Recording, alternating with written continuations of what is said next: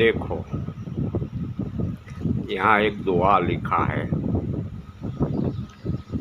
तोरस Morris जाम दीजे नागसी सारा, नाग मार नागिन को दीजे, गोरख कहे सुन सटपटी, सारी पृथ्वी कंचन कीजे।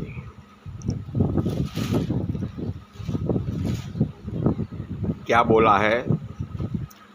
तोरस मोरस जाम दीजे नागसी सारा, नाग मार नागिन को दीजे, गोरख कहे सुन सरपटी, सारी पृथ्वी कंचन कीजे।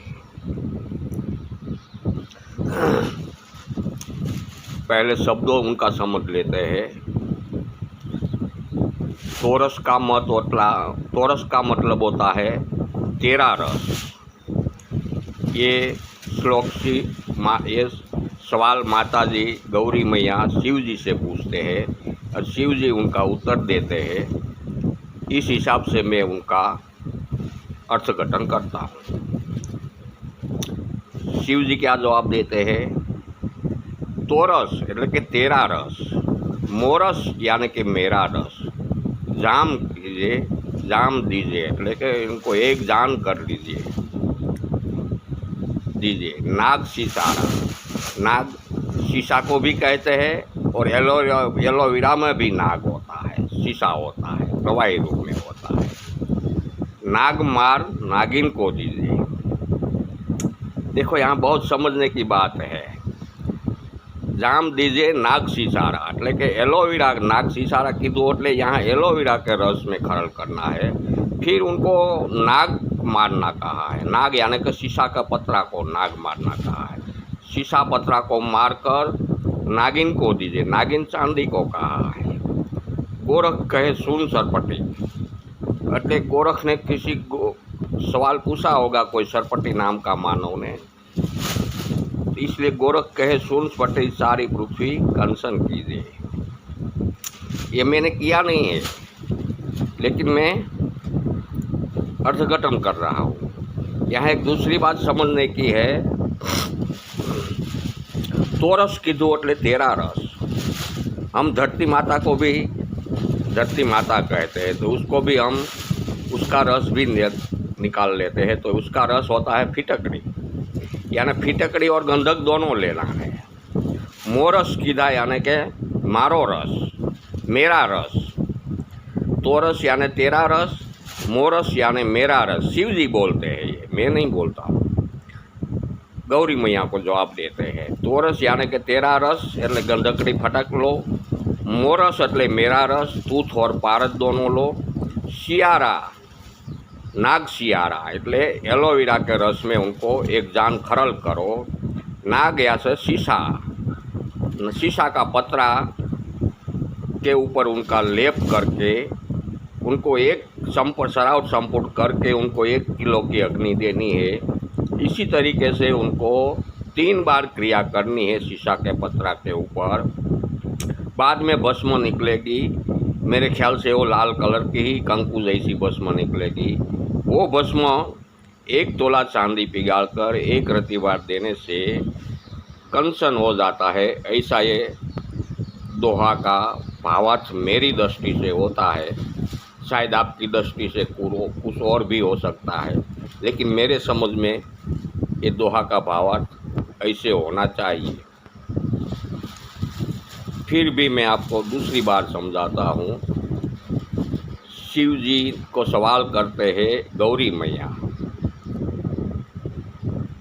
और गौरी मैया का सवाल का जवाब शिव जी देते हैं। और वही सवाल किसी ने गुरु गोरखनाथ को कहा है, तो गुरु गोरखनाथ जो उसके सवाल करने वाले को ये जवाब देते हैं।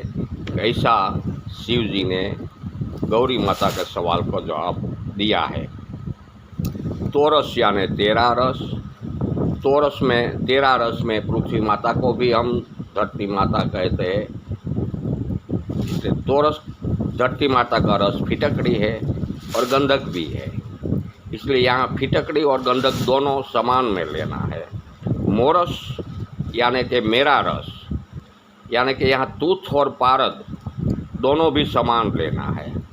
फिर नाग सिसारा कहा है, जाम दीजिए नाग सिसारा, यानी कि इन सभी को खरल करना है एलोवेरा के रस में, क्योंकि एलोवेरा में भी नाग सीसा प्रवाही रूप में है।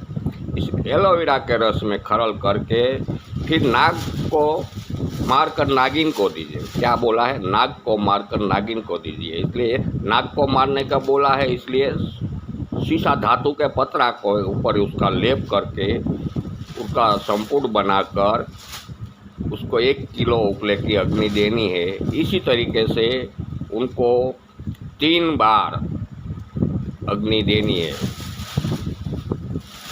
ये 3 बार अग्नि देने से ये भस्म एकदम कंकु जैसी मेरे अंदाज से बननी चाहिए। और वो भस्म नागिन को देने के लिए कहा है, तो नागिन यानी कि चांदी को कहा है नागिन।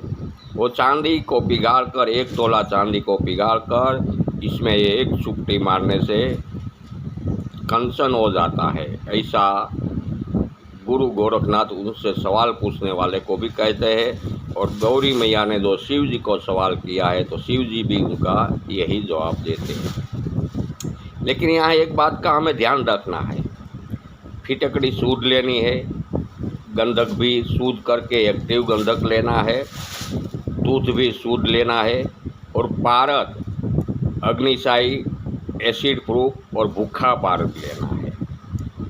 ये हमको ध्यान रखना पड़ेगा। नाग यानी शीशा का पतरा भी शुद्ध करना पड़ेगा। इस चांदी को भी डेंटिसिटी बढ़ाकर ही इसमें उपयोग करना चाहिए, तो ही ये दोहे का हमको रिजल्ट मिलेगा। नहीं तो बहुत लोग इसमें मत गए हैं लेकिन किसी को रिजल्ट नहीं मिला है। रिजल्ट नहीं मिलने का कारण ये एक ही है कि हम सीधे ऐसे ही दुकान से लाकर सभी चीज़ ले लेते हैं, लेकिन ऐसे नहीं करना है। फिटकड़ी भी शुद्ध कर लो, गंधक भी एक्टिव कर, शुद्ध करके गंधक को एक्टिव करना पड़ेगा, तब ये काम देगा। दूध को भी शुद्ध करना पड़ेगा, पारद को शुद्ध करके अग्निशाई बनाना पड़ेगा, फिर उनको एसिड प्रूफ भी बनाना पड़ेगा, फिर उनको भूखा भी बनाना पड़ेगा। फिर शीशा का भी शुद्ध करके उनका पतरा पोस्टकार्ड जितना ज़्यादा पतरा बनाना पड़ेगा। फिर चांदी को भी शुद्ध करके डेंटिसिटी बढ़ानी पड़ेगी, तब ये जवाब रिजल्ट हमको मिलेगा। इसके पहले रिजल्ट मिलने वाला नहीं है।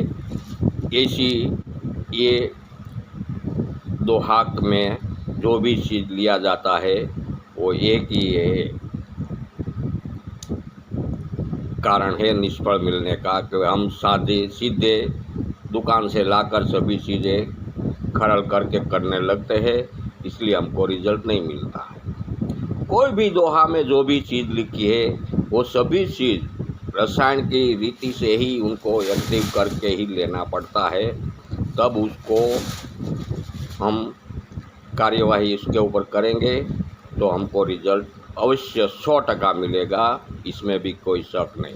इसमें भी सभी चीज़ें शुद्ध करके एक्टिव करके जो प्रयोग करेगा तो इसमें 100% सफलता मिलेगी, इसमें कोई शक नहीं है। ये बात पक्की है। मैंने नहीं किया है प्रयोग, लेकिन ये इसी तरीके से सब एक्टिव चीज़ लेंगे तो प्रयोग में सफलता मिलने ही वाली है, इसमें कोई शक नहीं है।